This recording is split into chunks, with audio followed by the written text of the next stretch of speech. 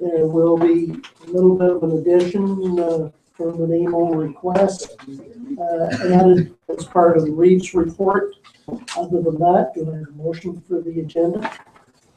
Bottom and Callahan, all in favor? Carried. Declaration of pecuniary interest, if any. None noted. Motion for approval of the previous minutes of the adjustment hearing and the regular council meeting of September 15th. Councillor Campbell and Councillor Vodden, all in favor? Carried.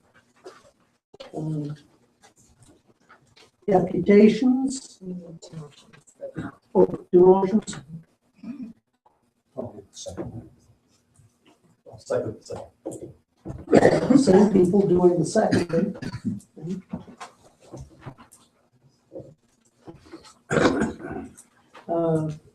Moving to deputations.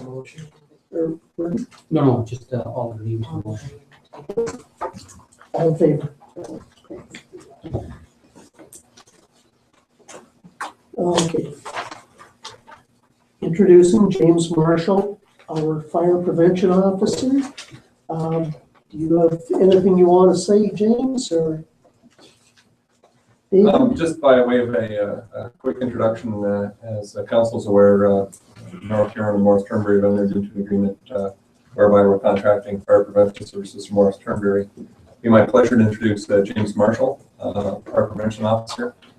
James recently completed his training, and 24th of October he attends a ceremony to recognize his achievement by completing his fire prevention training. It's a pleasure to have him on board. Thank you very much for having me. I've been on roughly a month now. In that time, looking at about 20 inspections, getting out, meeting quite a few people, trying to put faces to names of all the folks that I've heard about, certainly in North Huron. We've worked together with North Huron Fire Department and finished our Alarm for Life campaign in Morris Turnberry for the year. Looking at getting into approximately 300 houses in the rural area of Morris Turnberry. Didn't have a tremendous success rate as far as smoke alarm compliance went. I hear it's about par for the course. We looked at about 10% compliance, where upon entering a house, everything was 100% legal. We did leave every house legal. Some homes we had to install up to 4 smoke alarms where they had no protection whatsoever, and they were 20 minutes from the local fire hall. So working with the fire department made it much easier than me trying to go door to door and do it on my own. So far, it's been a great experience, and I've been certainly welcomed by the department and everybody in the community. Thanks for having me. Welcome aboard. Thank you. Welcome.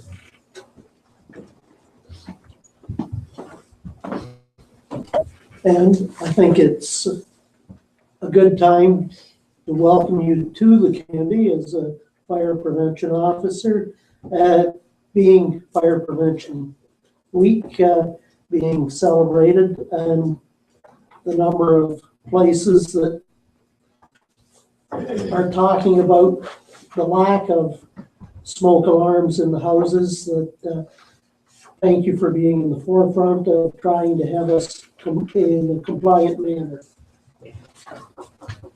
Okay, moving to the Reeves report.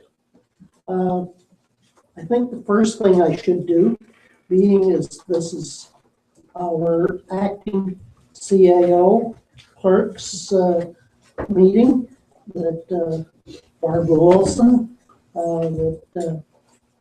welcome. I've worked before at the county. We're lucky to have somebody of her capability to help us, and thank you very much.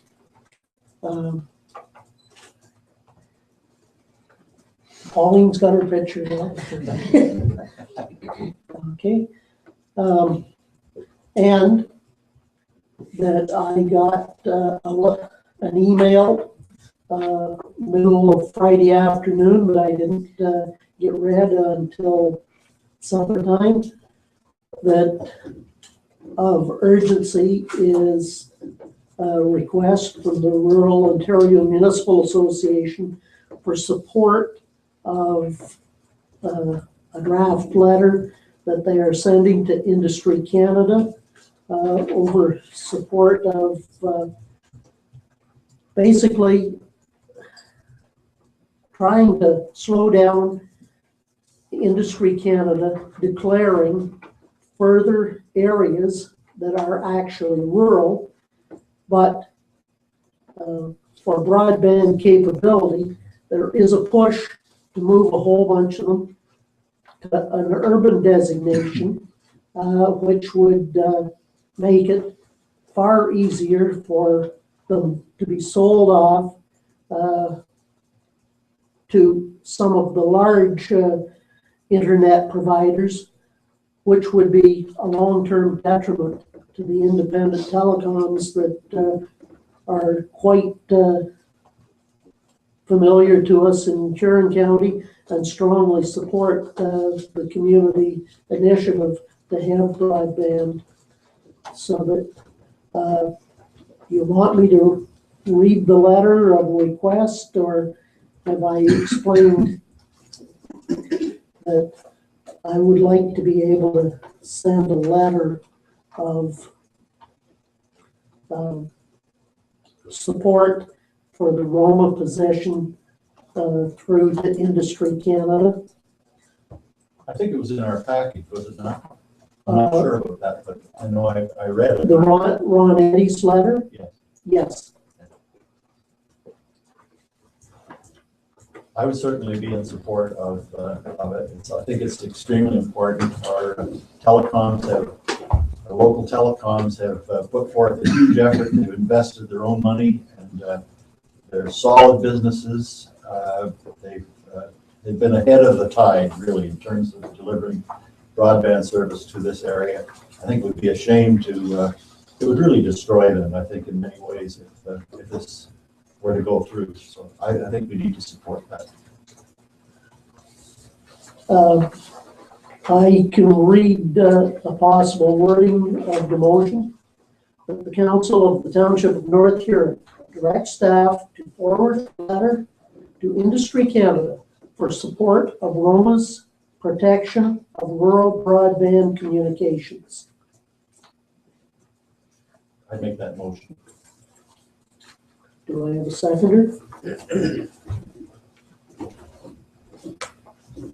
Councillor McGowan. Discussion on the motion?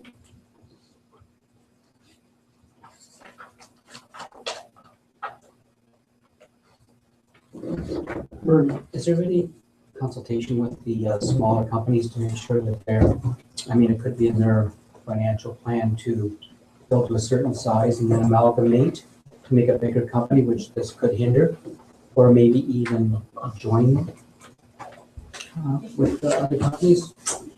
What's their voice in this? I have some information, but I'll go to Brian. The 5 local co-ops have banded together. They have their own concentric organization. I was project manager when we were extending the broadband system to the rural areas in Huron County, and I worked with them closely. They're very, very powerful. They're very well funded, well organized, and well managed. And they work in concert with each other, even though they have separate territories. And they're very much aware of this. In fact, they are desperately threatened by this regulation, and that's why we're supporting them.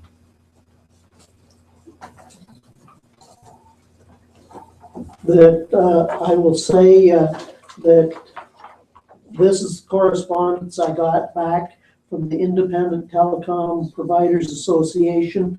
That I contacted Glenn Grube from Hurontel and Angela Snyder from Hay Communications. She's president of the Independent ones, former employee of Hurontel. They're saying initially maybe it won't affect them a lot, but in the long run, being as Greg McClinchy works for a federal member. I sent an email to him, and in Greg's response, in a word, yes, this is true, that it can cause havoc to our independent telecom providers. And the government's goal is to make the market more financially attractive in an effort to entice new entrants to the Canadian marketplace.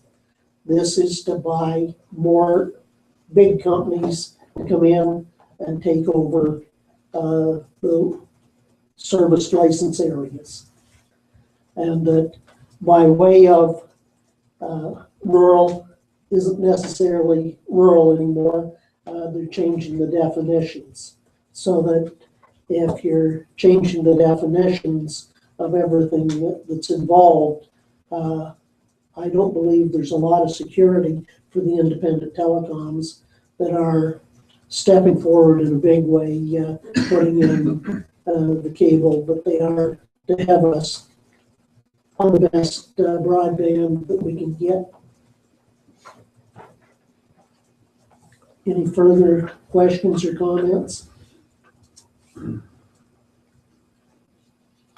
All in favor of the motion? Carried.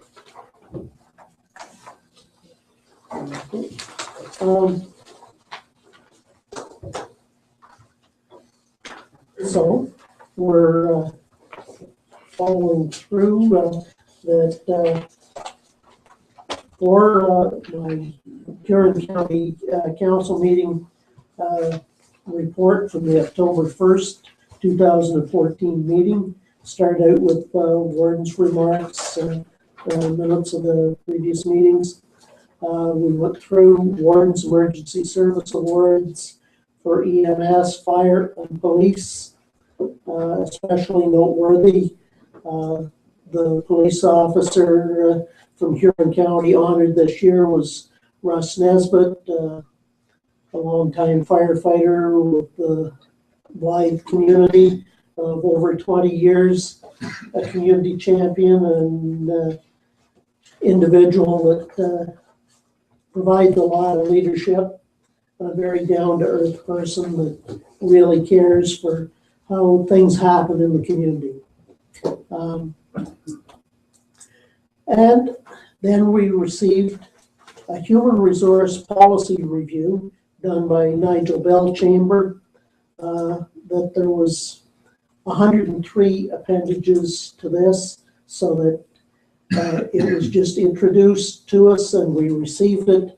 The official passing or amendments to it will be at next month's council meeting. In sort of an example of one of the county council committees that I'm on, this is county financial and purchasing policies. This is probably the last time it will ever be printed out like this, except for one copy. Going to digital copies, that the one digital copy, as it is updated, as things are changed, will be current. It is almost impossible to keep this much information where you're going in and taking out 2 or 3 clauses and changing something around. It's almost impossible to keep them completely up to date.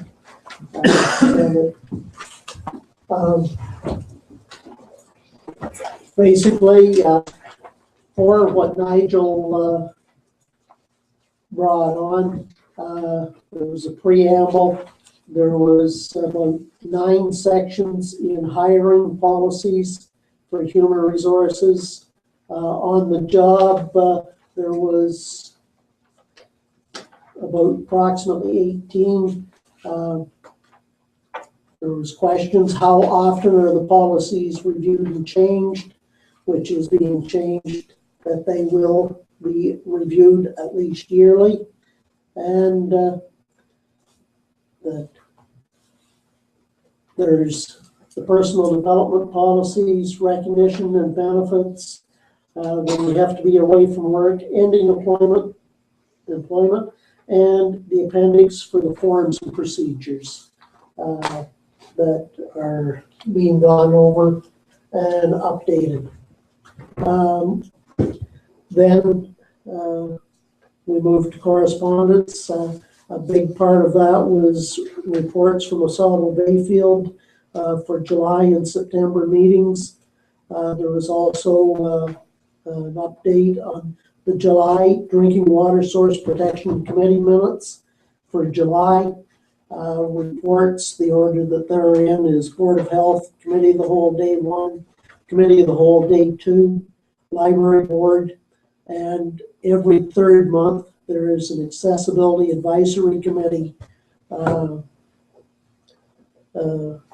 report. And for bylaws, 2014-104 is a road user agreement with the St. Columban Energy Limited Partnership. Bylaw 105 is a bylaw to appoint citizens to various boards of the county. Bylaw 106 is to enter into an agreement for service manager administration agreement for investment in affordable housing. Bylaw 107 was to enter into an agreement with the province on Ministry of Health and Long-Term Care. And bylaw 108 was to appoint an auditor from the RFP, and that is moving to KPMG. Basically, adjournment and the sending of O Canada for the county council report. And Donna, do you have any comments for financial as to just say when we are doing it? No, just that we're calling for a motion now. We're separating out the accounts payable, so the listings were as usual in your agenda packages. Yeah. We're just having the motion separate. Okay. So, are there any questions? Any questions on that?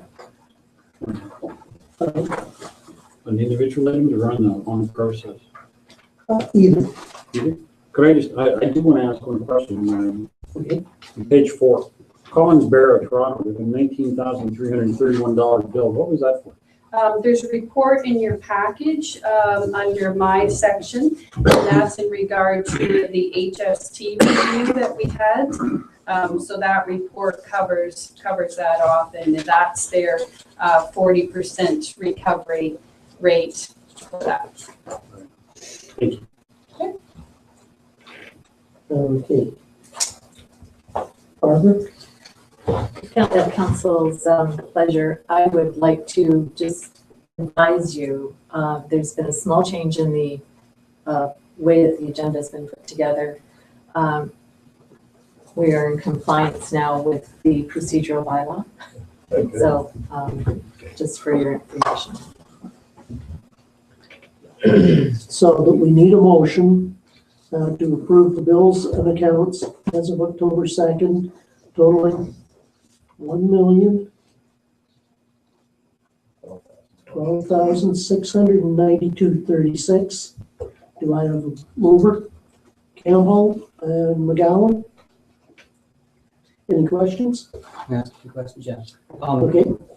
On page 4, we got Collins Barrow of Toronto LLP.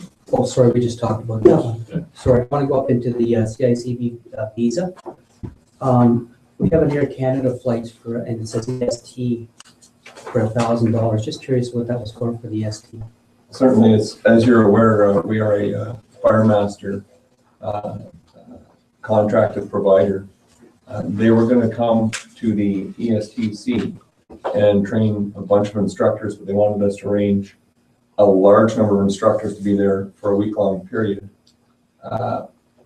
In exchange, we actually found it was less expensive to send one instructor that they deemed acceptable out there. And then as we go to deliver their programs, they've authorized us to let him be the person that qualifies instructors here. I can move to page 12, I'd just like to question, there's the Parker House Motel accommodations again for the STC for 372. My question is, were we out of room live? Yeah, that was the Walton Motocross. Oh, weekend. okay. And good news is there are no hotels and motels around, but unfortunately, STC had to go out of our own area to accommodate.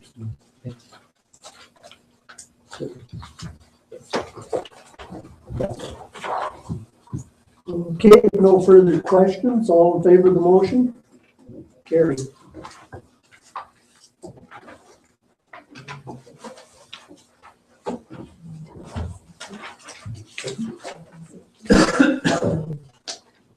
Is there any questions on health and safety? Okay.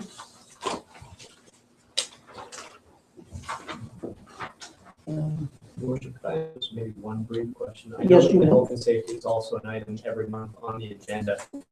Previously, we used to get copied the minutes on a regular basis. I just wonder if we can continue that, if possible, unless it's killing a lot of trees. I mean, or, most of our getting our packages electronically anyway. It'd just be nice to see what issues are being discussed in the committee, what's going on. There is a report in this. No, but it's not always showing up every month, and that's what I want it consistent. Consistent.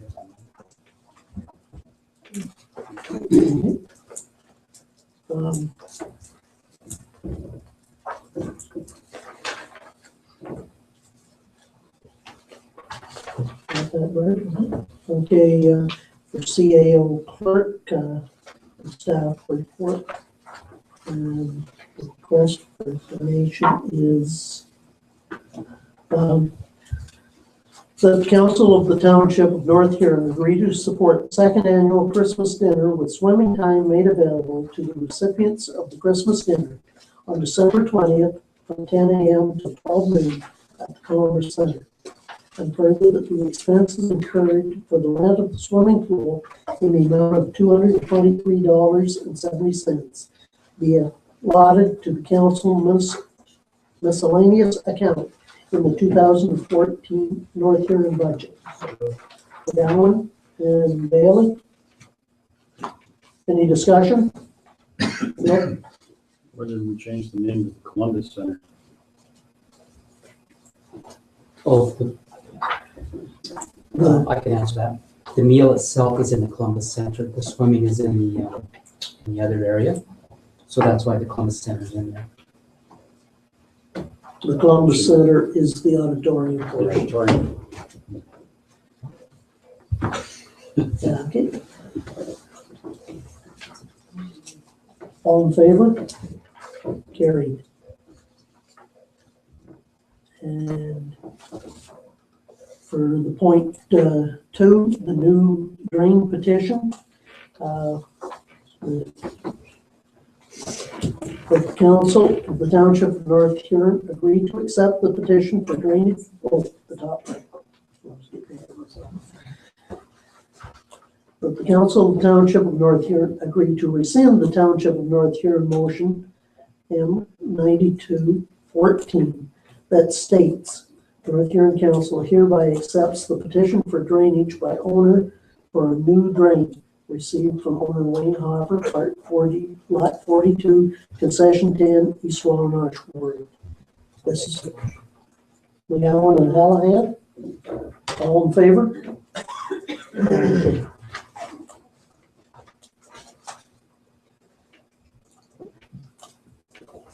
And that to have it properly looking at the area, that the council of the Township of North Huron agreed to accept the petition for drainage works by owners, one, from the property owners at lot 42, North Half, Concession 10, Part 41, and lot 42, South Half, Concession 10, and lot 42, North Half, Concession 11, East Wallanosh, Township of North Huron.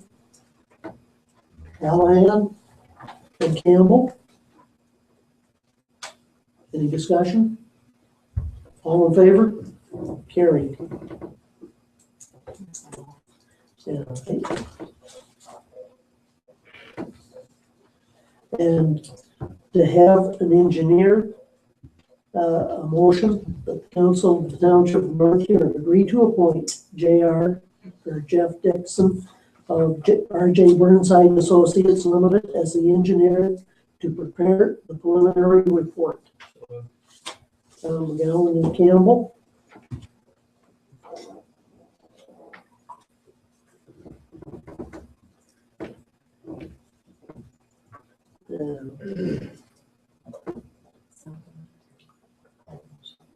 All in favor?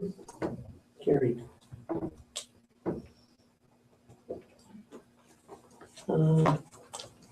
Point 3, Director of Corporate Services, Deputy Clerk.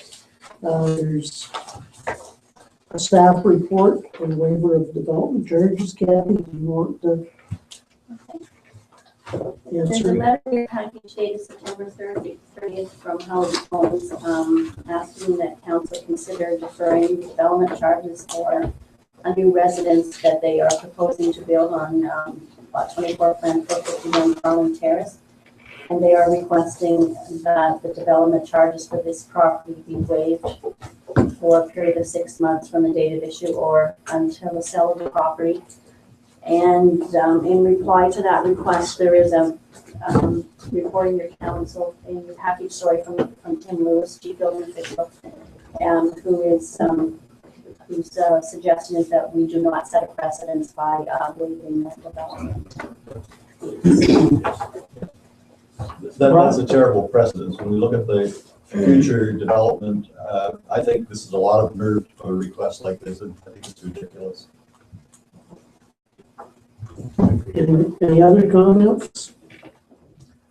I think, in fairness to Mr. Oriel, I mean, he's a developer and he's trying to move a project along. I can totally respect that, but the development charges are in place for a reason. And if we start waiving them or deferring them, then that's going to be, obviously precedent setting, but obviously it'll just be a snowball effect. And if you get some large developments where the municipality has to front some of the infrastructure costs, those are those charges that are supposed to assist the municipality in putting those in. So we really could put councils in a difficult position if we did that. So I would not agree to doing that personally.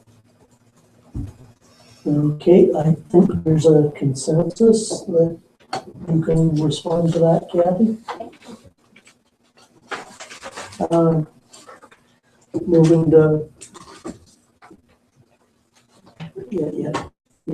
Point 4, Director of Recreation Facilities. Point 1 is staff report on the airport terminal roof. Pat? Yeah, so in your package is a, excuse me, are the results of the tender which was completed for the roof work. And council had earlier approved the funds for this project and asked that it be brought back once the tenders were received. It's recommended that council approve the fee submitted by the Feather and Roadhouse Company Limited for $24,885 plus HST and award the contract to replace the airport terminal flat roof to this roofing company. So I'm not sure if there's any questions.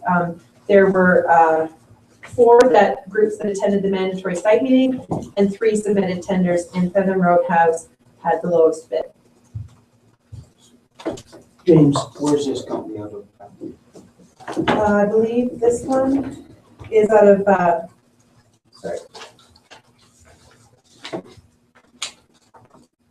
Concord, Ontario. Okay. Make a motion to take a little bit. Councilor McGowan moves. Councilor Gladden seconds. Any further discussion? All in favor of the motion? Carried. Okay. And also in our package, there's an article from the William Jets event. Do you want to comment further, Pat? I just wanted to include this. This was an international magazine that our event that's held annually at the Winning Airport was featured again in. And just there were 800 meals were served at the concession. Over 200 cars participated in the event. So they charge per carload coming in to watch the jets. There's 50 pilots from all over North America and one from Europe that attend this event. And they stay in our bed and breakfast in our hotels. They eat their meals. They really enjoy the Acre Pub while they're here. And we estimate if each pilot spent $300, which is a minimum while they're here, the economic spin-off of this event is about $15,000 just from the pilots attending. So it's a fantastic event, and you can read all about the details and see some of the great photos in that article. And if anybody wants a color copy of that, I can provide that. I just wanted to bring that to council's attention. What a great event it was. Well, from attending it for a number of years, that Evan Ali Mashinsky, putting some of those jets through the places is unbelievable, the precision and the speed that they can do it. So it's something that we probably should be having a lot bigger crowds, but it's the diehards and ones from all over North America that are coming here for it. Moving to the Director of Finance, the Ontario Regulation 28409 report. Make a motion to accept Phil's recommendation. Seconded. Bailey seconding. Questions or comments? All in favor? Carried. The point 2, the loan of special underwriting group 1, if there's a motion required. James? I guess I'm guilty for that, so I didn't make the motion. Campbell and McGowan? Just one question, Your Worship. Certainly. So through you to our finance director, does this put it to bed finally? You're hesitating. I don't like it. Yeah, exactly. So in the information package that you had there, it said that it has largely run its course and the statutes of limitations are beginning to dissolve, but and the committee is beginning a process to dissolve itself. So at this point, that's about the best that they can do to wrap this up. This has gone on since 1998. So anyway, this should be the last payment with me left for sure, but I can't say for certainty. Okay. Need to call the question. All in favor? Carried. Okay, point 3, the tax recovery on the HST. We need a motion. I so moved. Vauden and Bailey. Any discussion? All in favor? Carried. And an audit proposal update, verbal report. Okay, so one of the other projects on our list this year was to put our auditor for tender. So because we're in the lame duck process right now, we can't actually accept any tenders for something that wasn't in the budget. So what we'll do in order to still move that along is prepare the proposals and send them out and have a recommendation ready for the December council meeting. So that doesn't commit council to anything because we always have the lowest tender, any tender not necessarily accepted, but that gets some of the legwork done to get this project still done before the end of the year. So we would still be able to get them out. What we would do is invite tenders from approximately 6 companies. As you heard Neil report earlier in the meeting that the county has also just been through this process as well and actually made a switch in auditors. And we would also post it on our website. And one of the main criteria, of course, is that they have extreme municipal experience. That would be the most important factor in evaluating the proposals that are returned. They would have to have good municipal experience and a number of other municipal clients. So anyway, that would be the process. They would go out the end of October, be returned and reviewed in November, and the recommendation ready for December. So, is there any questions on that? Okay, sounds good. And point 5, there is a 2015 OPP municipal police billing statement. And that's for council's information as to basically how we fit into the OPP slots rate. The events, so the total billing for 2015, so that's actual, that's what it's going to be, $256.97 per household. For 2015 rate, that's right. Yeah, Yeah. actual, just as an estimate. And it's a phased build into it so that, yes, it would be approximately equal increases for another 4 years. Yeah. It will be phased in up until 2019. So the whole package is quite a lengthy package, and we have it on for the October 20th meeting with the full package. But just to give you some of the background, in your package I showed you what we're paying this year, which is $218,000. That was in your budget for 2014. They're estimating that our year though will end up at $204,000, but our total cost in the future would be that $306,000. So in a 5-year span, we would be looking up. I had estimated $97,000 increase, but it's $87,000. So and so that would go against the East Wawanosh ward on a go-forward basis. And one. And Blythe, yes. And just so you know, the actual, when we look at the call for service data between 2011, 2012, and 2013, from 2012 anyway to 2013, the calls are down substantially from 345 to 269. So the average is 295 3/4 over a 4-year span. Mhm. We'll be discussing it further at next meeting, and then of course through the budget process. Thank you. So is this report sort of a summary of that larger report? Yeah, it's just the first couple of pages. It just came in late. The agenda package was pretty much put together, so I was still able through Barb to add those couple of pages because everybody's talking about it, of course. So it just gave you the initial numbers in case you were asked. Great, thanks. Thank you.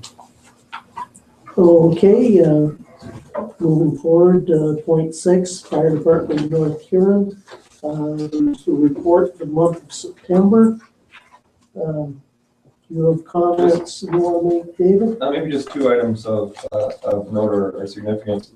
First one, Councillor Bailey asked me a question before the meeting, and I had flagged it as something just to so everybody understands. Point 3 under notable is former FDMH tanker 9 was sold at the county auction. That truck actually went out of service about 2.5 years ago. It's been sitting at the ESTC and was used about 6 times during that time frame. So there's no point in the ESTC keeping it, nor was it on for fire service. Engine 2, which is the truck that is coming out of service as ladder 2 goes in, at this point is still at the ESTC, and we'll see where you go with it next year for auction time. Second note, on the 27th of September, we frequently have alarm calls for alarm systems and stuff. But one of the things that's happened twice this year, and I think it's really cool, is we've had neighbors out in their yards or doing stuff in their yards that heard their neighbor's smoke alarm going off, gone to see if anybody's home, anybody's there. No one's there, so they called us because they're concerned about their neighbor's property. I just think that really speaks highly of our community and the people in it. And I just like to flag that because kudos to the folks from municipalities that are concerned about their neighbors to investigate and make sure that there isn't a fire or something wrong in their neighbor's house.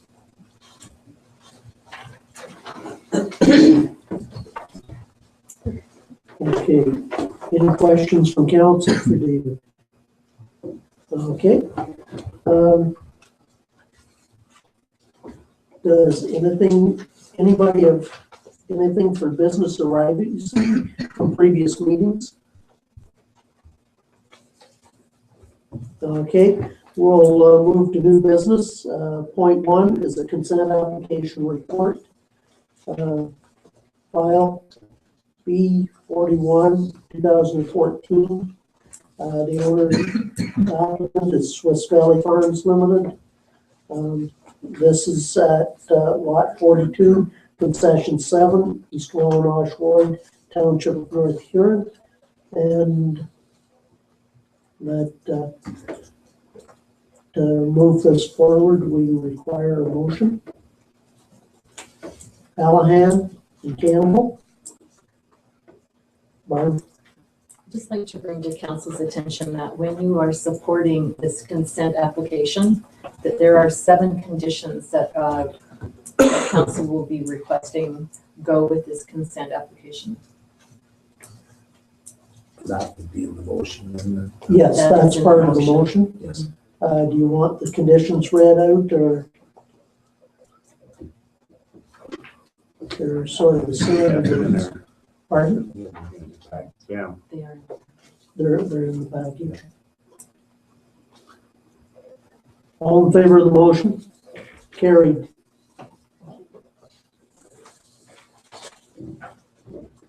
Okay, and point 2, Denise Van Amersfoort has put in a report on the status update on the Wingman area industrial land strategy. That is just for information.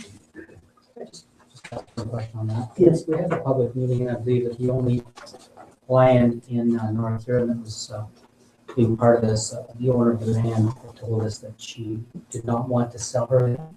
Has that changed? Do we know which land we're talking about? Let me rephrase that. Do we know the land in North Huron that we're talking about here? It was, I believe it was identified in the mapping. Which was the Biax property, and they said that they didn't want to sell it at the meeting. So that is the only land we're talking about here, as far as North Huron is concerned? Maybe somebody Offhand, get I back. can't say for sure, Maybe somebody get back. but we'll dig that out. Thank you. Okay.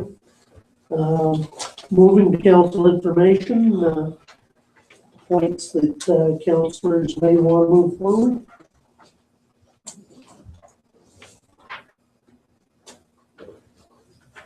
Brock? I don't know whether to get into this or not, but I find the letter that, and the press release from Morris Turnberry very revealing. I think they have a lot of misunderstandings about what is going on. They seem to have the notion that Morris Turnberry, that North Huron has an obligation to provide service to our neighbors, and that somehow that overrides everything else that we do. So it's just, I think we're at a stalemate, and we have negotiated. We have been the negotiators. We have made 2 huge concessions, and they always responded with no, no, no. And so we're at the point now where they're saying that they have no intention of making these payments that we requested. And so it's my understanding that our sense has been that we are insisting on the payment, that the municipality has a responsibility to pay for the services that are providing them, which allow them to receive an enormous increase in tax revenue from a property that has been rezoned industrial. So I stand fast with the position that we've taken by law that we passed, and unless there's some flexibility on their part, I don't see any point in making any further. I'd just like to follow that up with the fact that at our first public meeting we had with them, we had given them, or I had given them a list of several municipalities around us in the sharing that they've done and the reasons they should share. And I've shared that with all the councils again tonight. Anybody in the public would like a copy, I'm willing to, it's right here, you can have a copy. I think this is something that the next councils will have to sit down and discuss. And I think we will come to terms. I agree with you, Brock, everything seems to be no, but sooner or later somebody has to realize the financial impact that it's having on both communities. And we have acted in good faith and will continue to with the new council. Why did I hear? I can't speak for everybody else, but we will act in good faith. So yes, it is a situation where we need to move forward. Having said that, my platform for the next council is, Your worship. I can't say this. Point of order. Point of order. I apologize for that then. My conversations, as we all know, are we need to move on, quit arguing with our neighbors. If they don't want to get along, we have thousands of acres in East Wabanach we can build on. Is that a better way to put it? Yes. Your worship, I think that the council's position they've taken has been fairly simple. And ratepayers that I've spoken to over the last year, 2 years, and even longer, this has been an issue for quite some time. We do want to work with our neighbors, absolutely. But as we all know around this table, going through the strategic planning process, which this council took quite a bit of time and effort on, North Huron's, part of the North Huron's problem is that it boils down to the need for more assessment. You can only do one of two things. You can cut services or raise revenues. And the primary tool that municipalities use for raising revenues is assessment. It's increased development.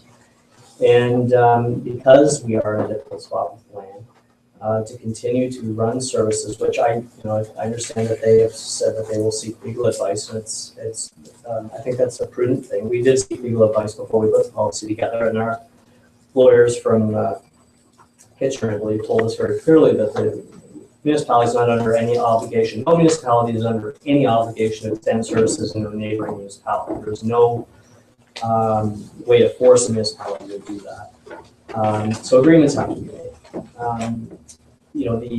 It seems to me that there is, on some level in the ratepayers, some tiredness of continually putting services out, and yes, the person using the service is paying for something on future connections, but there's nothing coming back where North Huron really needs it, which is in tax revenue. That's the problem. When you look at a number of the developments, whether it's Bright Span or the West Castle or any other future development, we run services out at the 1.5 plus the capital, whatever. The person who's looking in pays that. The township of Morris Turnberry receives all the tax benefits. Yes, jobs are important, but this municipality needs some form of that share of taxes coming back into our tax base. And I think that's why the number that was picked, in my mind, seems reasonable. I know there was those around the table that wanted 50%. I know there was talk about wanting to go back further. And I think, the fact that the council looked at 30% was trying to find a middle ground that at least we'd be able to go to our taxpayers and say, we are getting something back in tax revenue. So, hopefully the next council will be able to break the deadlock, and I don't think 30% is unreasonable. Like obviously what Councillor Bailey handed out this evening, there's many examples of other municipalities that have cut similar, if not close to similar deals. So, Well, not to belabor it, but what we are doing is we are putting part of the capacity that we have, and when it is not to a North Huron property, why in 2005 did Morris Turnberry turn a property or a section of property over to North Huron to guarantee that we would supply services to another portion of the property that they were keeping for development? We promised to do that. That happens time and time again. If you're getting the services or using part of a municipality's capacity to provide services, there usually is something coming back. For far too long, North Huron has been providing services by strictly being the good neighbor. At some time, we have to have that. There was a facilitator's report done on that. Basically, I'm not going to rehash that right now, but I go back to what the facilitator said on how both municipalities have to negotiate. That hasn't happened as yet. Just one last point, Worship, I have a little while longer to beat the drum. I think that the magic bullet really is amalgamation, because then there's no squabbling over any services. It's all owned by everybody, and everybody reaps the benefits. Okay. That's been a lot of discussion, so that it's for information. On point one, I'm not going to make a motion, but I think it's something that we as a council will have to keep working through Roma and AMO to try and get the provincial government to do something on joint and several liability. We were thanked for the support, and maybe this isn't necessarily the time to do it, but it's something we will have to do. Another comment on You that. may. I think it's extremely important that we pass on to the next council the need to do this. There's a whole flock of issues having to do with rural municipalities that need attention. I remember speaking to a member of Roma who was also on the AMO board at one point, asking why they weren't giving more support to the communities that were trying to avoid the closure of their schools. And they said, well, half of our members are very pleased with the closure of schools. They love it, so we can't take a position. Well, I mean, that leaves us out in the cold. The very organization that pretends to represent us is being waylaid by people who are not interested in our needs or requirements. So I think we need to take an active role. Okay. Any further comments on council information?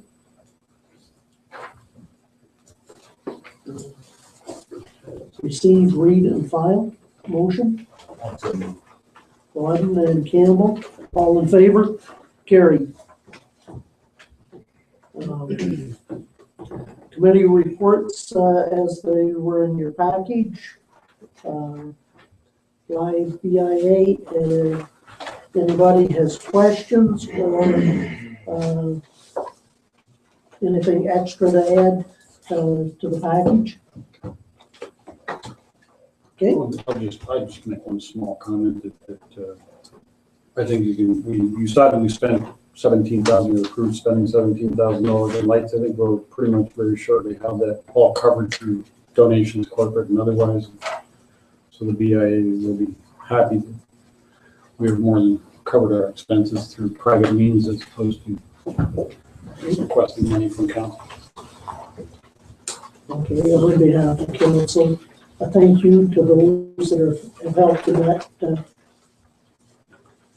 Okay, moving to point 2, Health and Safety Committee. Any questions on it? 3, North Huron Police Services meeting of June minutes are there. Yeah. If you have any questions, I don't think there was a lot that happened at that meeting. We did have our police advisory sit in our meeting last month, so I'll have more to report possibly in the November meeting. Okay. Moving to point 4, the Richard W. Levan Airport Committee, the September 3rd meeting. Just one note of interest in our September meeting, there has been some improvement with the traffic down at the school. Oh, okay, the time being changed, if there is something. noticeable improvement. You won't hear that till next month, but there has been a great improvement. Okay. All right. Moving to bylaws. Bylaw number 71, 2014. Being a bylaw to authorize the Reeve and CAO clerk or designate to sign on behalf of council an agreement with the County of Bruce for child care services. Move for a second and third reading. Vaughan and Bailey. Any discussion? All in favor? Carried. Bylaw number 72, 2014, being a bylaw to authorize the Reeve clerk to sign on behalf of council an encroachment agreement with trustees of the Blythe unit of the International Association of Lions Clubs. So moved for a second and third. Campbell and Knott. Any questions? All in favor? Carried. Bylaw number 73, 2014, being a bylaw to authorize the signing by designated officials the contract agreements for the Alice Monroe LMP research proposals. For a second and third. Vaughan and Bailey. All in favor? Carried. Bylaw number 74, 2014, being a bylaw to appoint a fire prevention officer and provincial offenses officers for the township of North Huron. For a second. Hallahan and Knott. All in favor? Carried. Council reports and inquiries. James? I noticed in the last few days that there is a fence around where the new Tim Hortons is going to be applied. Have we heard anything on any kind of water sewer agreement with Central? Or are we still just kind of floating around here? Yeah, I haven't heard back from them. But that lot was already serviced, so I assume that that unless they're asking for an increase in service, and to date, I haven't heard anything back from them. What they need to So an application. we haven't had correspondence from them. I understood that they were going to have to do some kind of a different rezoning and a bigger water line had to be in, but I don't know, that's just hearsay. Yeah, I saw the draft, and I believe it was more the sewer, I think, but they were wanting a 6-inch sewer lateral, which there's only a 4-inch. I have received no applications or correspondence from them. Okay. Other, Councilor Hallahan. The Huron Pioneer Thatch and Hobby Association is hosting the All Shows meeting live on October the Community Center, October the 25th at 10 o'clock. What that is there's approximately 25 shows in Ontario, and they all get together once a year. They're hosting it this year, so everybody's welcome to come. They discuss how the shows are going and a lot of insurance, admission, activities, anything, advertising, a lot of things. So it's kind of interesting. So I've talked to Connie. She's gonna help me put some packages together from North Huron for those attending. So everybody's welcome to come. 10 o'clock. 10 o'clock and we lunch. 10 o'clock, but we're at the upstairs in the arena. Be upstairs.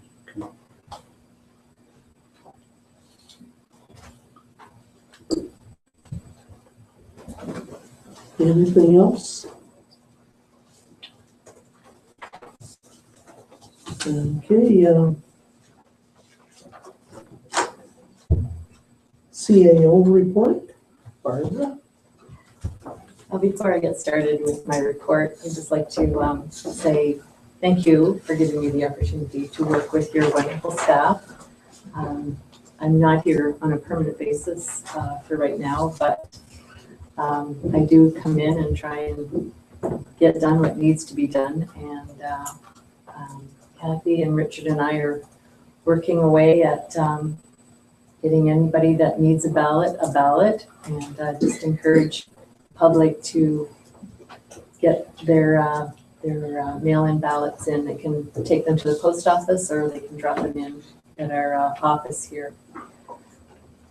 On a second note, I've received an email from Connie Goodall, our Economic Development Officer, and just to keep council abreast, she's been asked to sit on the hospital expansion committee who are going to review the proposals for the drugstores to rent or lease space in the old public schools. So just wanted to make sure council's aware that staff will be going and assisting with that process. Aside from that, I don't know if you have anything for me, but again, thank you very much for the opportunity to work with your staff. Thank you. Okay, public gallery questions or comments on subjects that we've dealt with tonight? Denny? To Donna and yourself, is that the final bylaw for the Lions Club one? No.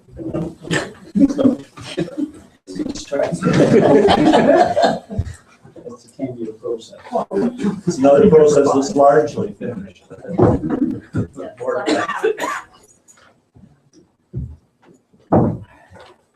Brent? Yeah, I'd like to get that information from Bernie. Yes, Yeah. I'll give it to you. After the meeting, please. Oh, yes, I got a couple. The ballot Versus step to the, people should be stepping to the podium. I think Yeah. that's part of the procedure. I can do that. I can show you the shirt too on that. That's cute. Yeah, I thought so. I'll be there Friday, by the way, so. Identify yourself. The ballot mailing procedure, it's costing us $6,103.28 to mail them and return them. How come so much? When you Well, just then- come to here today. Council voted and made a decision. It was not necessarily unanimous. We don't know how much it's going to cost us for the returned ballots. A number of them will be carried in. So those will not add up in Canada Post. There's a number of ways of doing an election. Council made a decision to go to the mail-in ballot this year. Yes, there's expenses. For where we had polls, there are expenses. For the municipalities that have gone to internet voting. In my experience of what I've heard, there's a lot bigger expenses. That is something that council made a decision. As head of council, I defend that position. Those costs are what they are in identifying how to run the election. Councilor Just McGowan? one other point, Your Worship, through you to Mr. Carter. Council made that decision after looking at various other municipalities, comparing data that they had with regards to voter turnout. I know that you and some of your colleagues are quite in favor of having a larger voter turnout, so I'm not quite sure why the voice against the voter, the mail-in ballots. I've had a lot of positive comments. I can't speak about Blythe and East Wallinosh, but a lot of positive comments within Wingham about the ballots. They seem to be fairly simple to fill out. I understand there's a number of people bringing them into the town hall or mailing them, and I've not heard any complaints actually so far. They actually like it. It takes the problem of, polling days are typically days with rain. And rain drives down voter turnout too. So quite a few people have commented to me that they're appreciative that this gives them the flexibility that they would like to be able to still have their voice heard. Whereas in the older system, they would either have to go out in the bad weather or not vote at all. And I think we want to encourage as many people to vote as we can. And if this is one tool that we can use to elicit that, I think that's great. I think there's a number of municipalities that are utilizing telephone voting and internet voting. As council discussed all those options and decided that they weren't in favor of some of those because they believed that there was some pitfalls in some of those areas. So they went with the best option, one which a number of municipalities within Huron County do utilize. And I think Bart could speak to that probably. I know our neighbors, Morris Turnberry, have done it for at least two elections, I believe, with great success. So I think it's a good decision, and we'll see. Hopefully the turnout will be substantially higher. Yes, well, when we did this meeting on vote by mail, when you guys passed it, you passed on looking into it. But that night it was passed as actual doing it. Actually, through you, Your Worship, a number of us have discussed the issue with a number of other municipalities, and we have received a report, as far as I can recall, from the clerk, so I'm not sure what Mr. Carter's talking about. If he's suggesting that this council made a flippant decision without any information, there's nothing furthest from the truth, so I don't know where he's getting that information. The decision to go ahead and do it was made after the survey from other municipalities came back in. Okay, we'll have that one right. Another one, the OPP costs, you said $256.97 per month or per year for life insurance, right? That will be for the year 2015. Yeah. It will be more in each successive year. Well, my question is, what is it costing Wingham's per household for their police service? The 1.5 million. We can get that done. We will get that for you. Okay. And the last question, this OGRA conference that Mr. Vincent went to, is that any benefit for North Huron? It is of great benefit to North Huron for me to meet with senior ministry personnel. If you take a look at taxes we collect and money this municipality spends, the money for me being at conferences discussing our needs with ministry personnel is of great benefit to this municipality. Thank you very much. Could I ask a couple of questions through you about the policing question, Mr. Carter? I just want two things, and he may or may not wish to answer, but the first question is, I wonder if he's been into the police chief to have discussions about the level of service that the Wayne police provide with regards to costings and revenue that we get through ride programs and different things like that. Question number two is, I'm wondering if is he aware of what the subsidized costs used to be in Blythe and East Wallinosh for policing? I don't know if you'd like to answer those. I'm not sure, but I'd like to find out what they were. It was $90 a household, actually, for the OPP. And so, just through you again, Your Worship, I understand correctly, Mr. Carter hasn't been to speak to the police chief to get some information? No, it's just. Okay, that's fine. Thank you, Your Worship.